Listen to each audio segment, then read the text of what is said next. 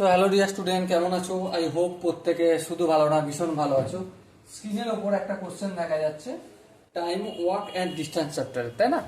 সময়, কার্য এবং দৈর্ঘ্য চ্যাপ্টারে এই কোশ্চেনটা আমরা মন দিয়ে প্রথমে পড়বো, বুঝবো, তারপর অঙ্কটা করার চেষ্টা করব। ওকে, চলো।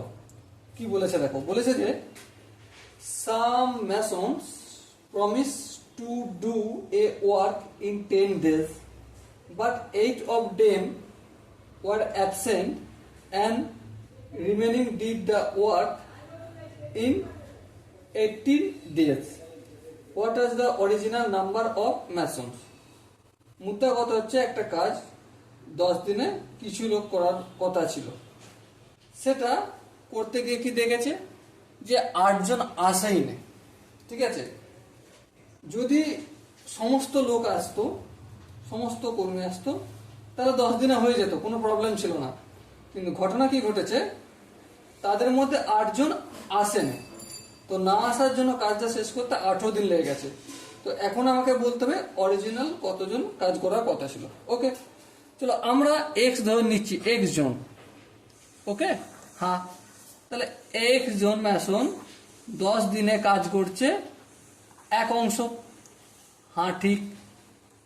এবারে একজন একদিনে কাজ করবে কতটা? অবশ্যই 1/10, নিচে এক্স, এত অংশ। হ্যাঁ ঠিক। এবার কতজনে কাজ কমপ্লিট করেছে? x-8। হ্যাঁ ঠিক। তাহলে x-8 জন ব্যক্তি 18 দিনে কাজটা করছে, কতটা হবে? নিশ্চয়ই বাড়বে। 1 × x-8 × 18/10 × x। হ্যাঁ, এত অংশ। আবার দেখো, এই অংশটা কি আমি 1 বলতে পারি? প্রশ্ন হচ্ছে কেন বলতে পারি, তাই তো? দেখো ভালো করে বিচার করে দেখো, এই 18 জন, এই 8 জন যখন অ্যাবসেন্ট ছিল তখন কর্মী কত?